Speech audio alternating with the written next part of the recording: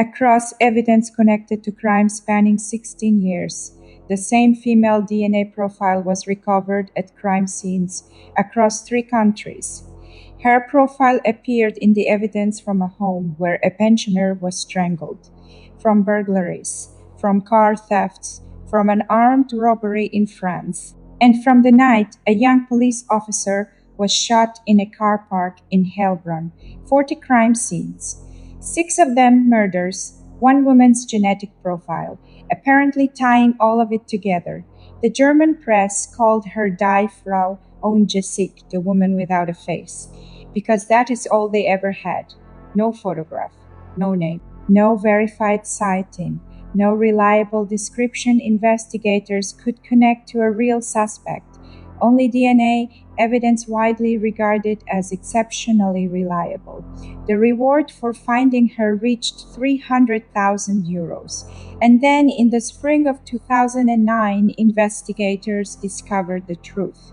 There was no female criminal. The phantom had never existed. For years, investigators across 3 countries had been chasing a ghost created by contaminated evidence collection materials. This is that case. You're watching Madame Noir. The cases they don't tell you in English. Stay to the end. For years, they hunted a woman. She was never there.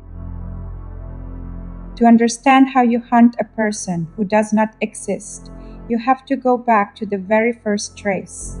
In May of 1993, in the town of Idar-Oberstein in western Germany, a 62-year-old woman named Lieselot Schlenger was found dead in her home. She had been strangled with a wire. It was a terrible crime, but at the time investigators found no connection to any wider series. Evidence from the scene, including a cup, was preserved.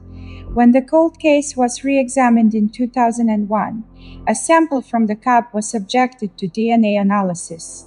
It produced an unknown female profile. Nothing more. An unknown female DNA profile. Now here is the thing you have to understand about a DNA database. It does not think. It does not doubt. It compares profiles. And it reports where they are similar. What it cannot tell you is how a trace reached the evidence. When 2 samples share the same profile, the system reports a hit, and to an investigator, a hit feels like a fact. Fingerprints can be smudged.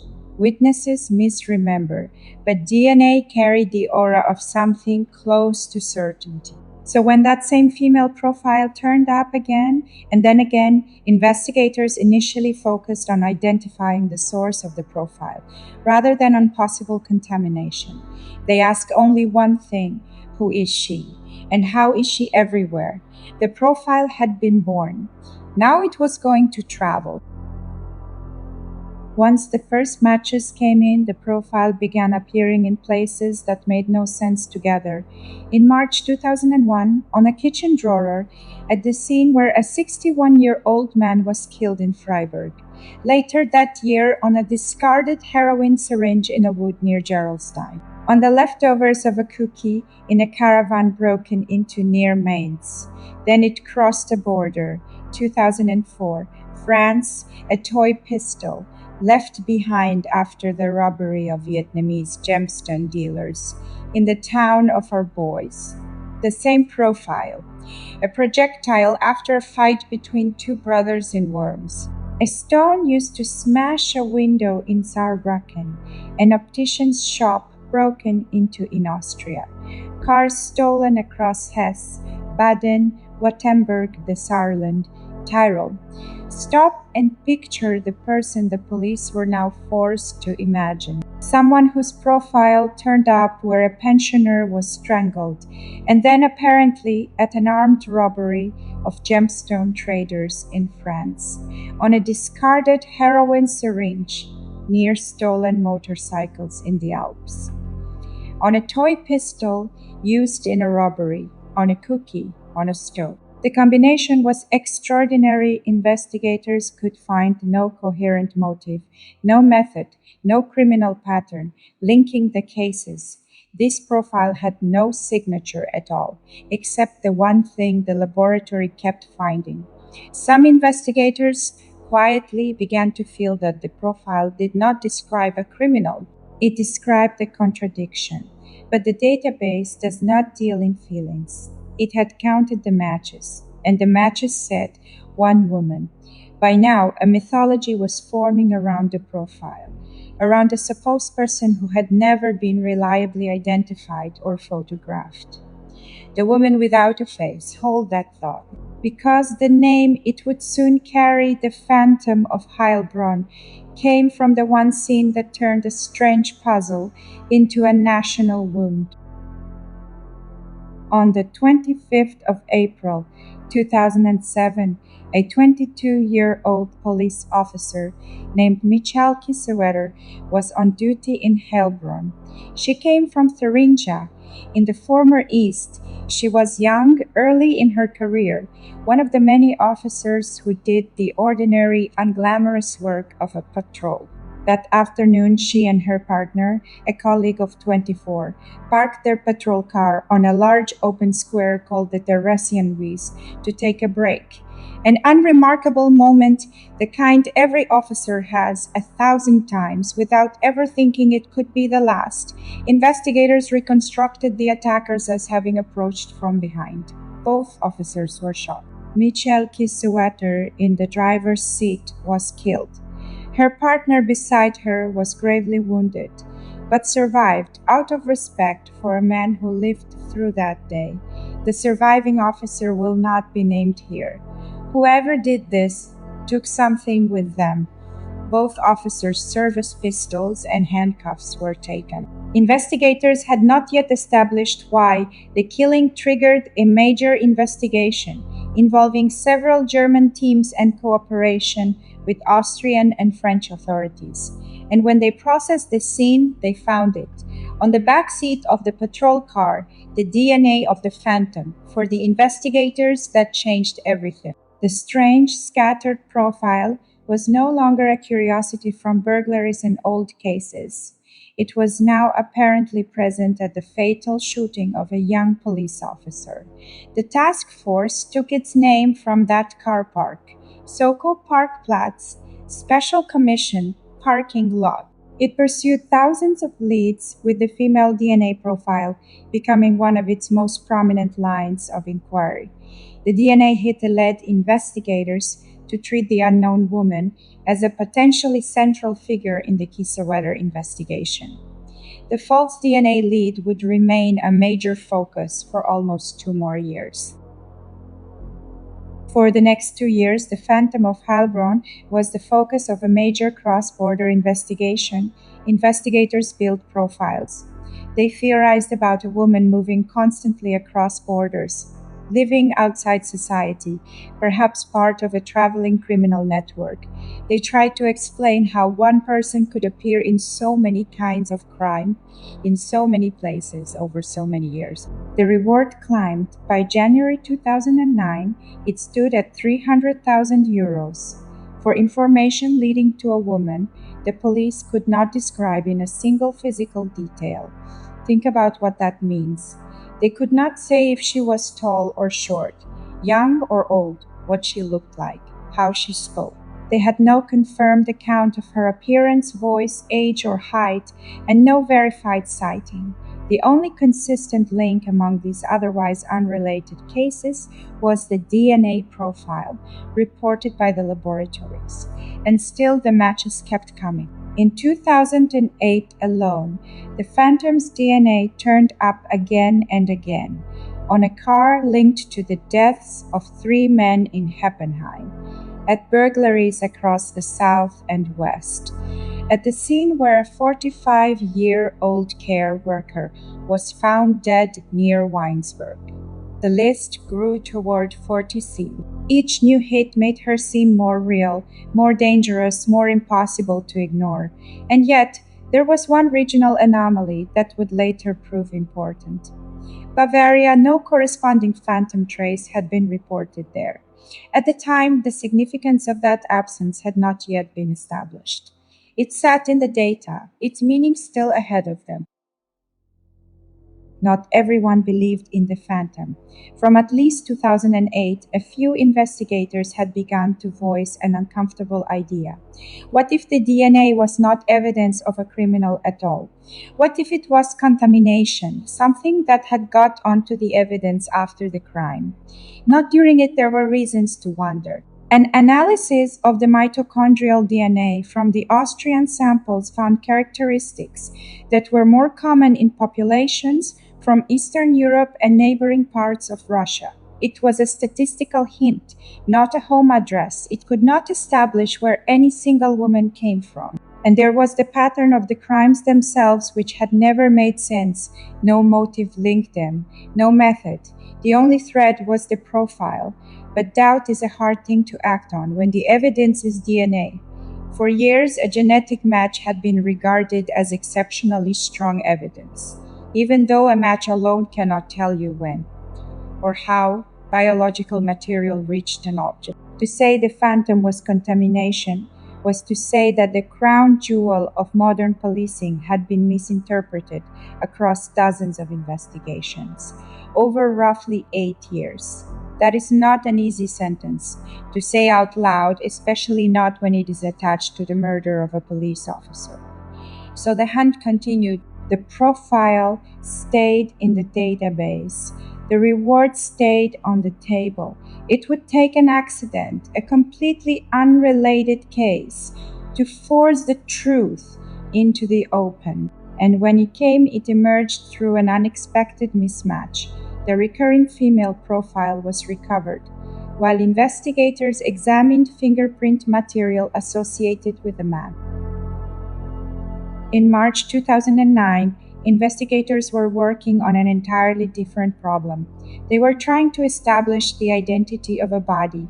As part of that, they examined fingerprint material connected to a deceased male asylum seeker, taken years earlier from an application document. They swabbed it for DNA, and the female profile came back. The phantom. It did not identify the dead man, and it made no sense as evidence originating from him. A recurring female profile appearing on material tied to a man. That mismatch raised immediately one suspicion: contamination. So investigators turned their attention to the sampling materials themselves. They repeated the work using uncontaminated swabs. The recurring female profile did not appear. The difference was not the crime scene. It was not the man. It was the swab. And in that moment, 8 years of linked DNA investigations turned inside out. If a contaminated swab could carry the phantom's profile into one set of fingerprints, then contaminated collection materials could explain why the same profile had appeared in samples from all 40 scenes. The profile had not originated at those crime scenes. It could be introduced when already contaminated swabs were used to collect the samples. Now they only had to answer one question: whose DNA was on the swabs? The answer was almost unbearably ordinary. The swabs associated with the phantom traces were traced to products from a single manufacturer. They were sterile. That word had reassured everyone for years. But sterile means only that bacteria, fungi, and viruses have been killed. It does not mean freedom from human DNA. And these products were not intended for forensic DNA collection in the first place. Some were in manufacture or packaging. Some swabs were contaminated with human biological material before they were sealed. An invisible trace, nothing anyone could ever see. Reports traced the recurring profile to an innocent woman working in the manufacturer's production or packaging process. Her profile was consistent with the earlier mitochondrial DNA estimate, but that estimate had never established any individual woman's origin. And here is where this case earns its place among the ones we tell in the dark. The Phantom of Heilbronn, the profile linked in the evidence to 6 murders and dozens of crimes across 3 countries. was ultimately explained by contaminated swab. Reports linked the recurring profile to an innocent woman working in the manufacturer's production or packaging process. There was no evidence she had committed any crime, no evidence she had ever been to Heilbronn or Arbois or a wood near Gerolstein. She had done nothing but her job. She was never charged. There was nothing to charge her with. And to this day, she has never been publicly named, which is exactly as it should be. She was never implicated as an offender. Her biological trace was the coincidence that investigators across a continent had mistaken for evidence of a killer. The reward had been offered for information about a supposed offender whose profile was ultimately traced to contamination originating in the manufacturing process, not to any involvement by the worker in the crimes. The legend of the woman without a face was built unknowingly around someone who had done nothing. There is something almost unbearable in that. The DNA profile itself had been read accurately. What investigators misunderstood was how it had entered the samples.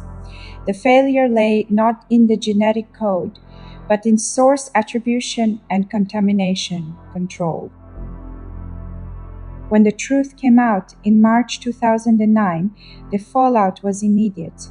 Authorities began pulling the contaminated swabs from service.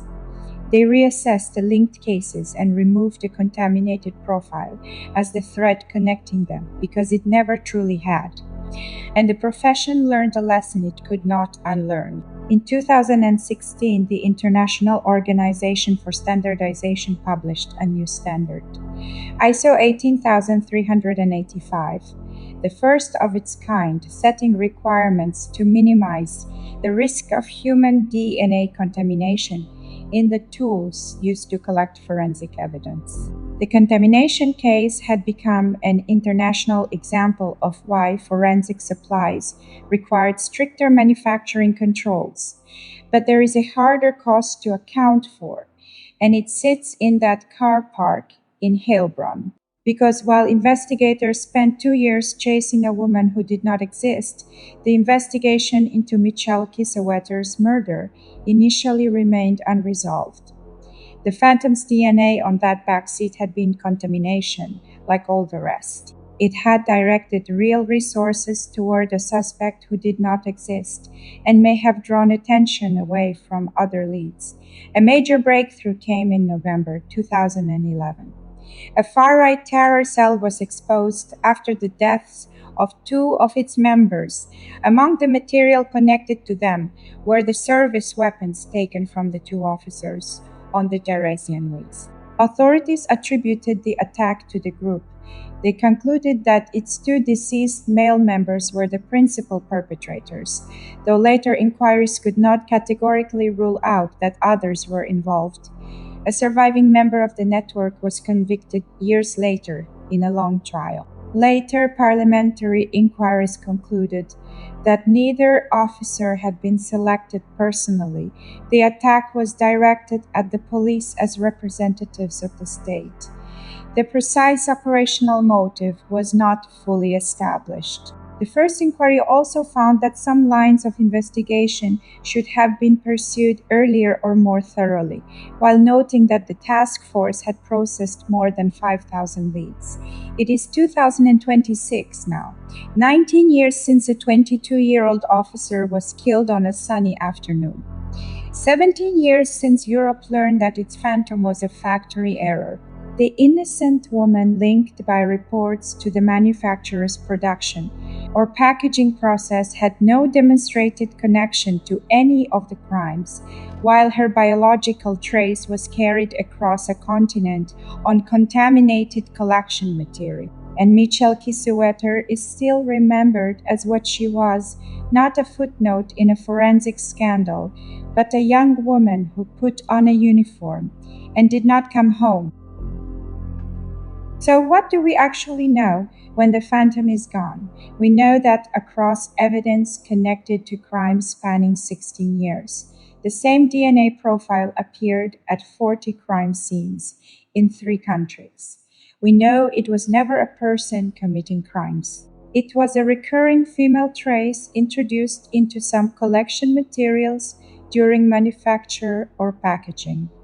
In retrospect, Bavaria's use of swabs manufactured at a different factory helped explain why the profile had not appeared there. And we know that beneath the ghost story lay one real, unbearable loss, a murder investigation complicated by a false forensic lead. The lesson the experts took from it is simple, and it is not really about swabs. It is that certainty is the easiest thing in the world to manufacture, and the hardest thing to question once everyone believes it. The woman without a face never had the face they were looking for, because no female offender ever connected those crimes. More than 3 decades after the first trace. That is the part that still keeps me up at night. This was Madame Noir. Some doors never close. Subscribe, and I will see you in the dark.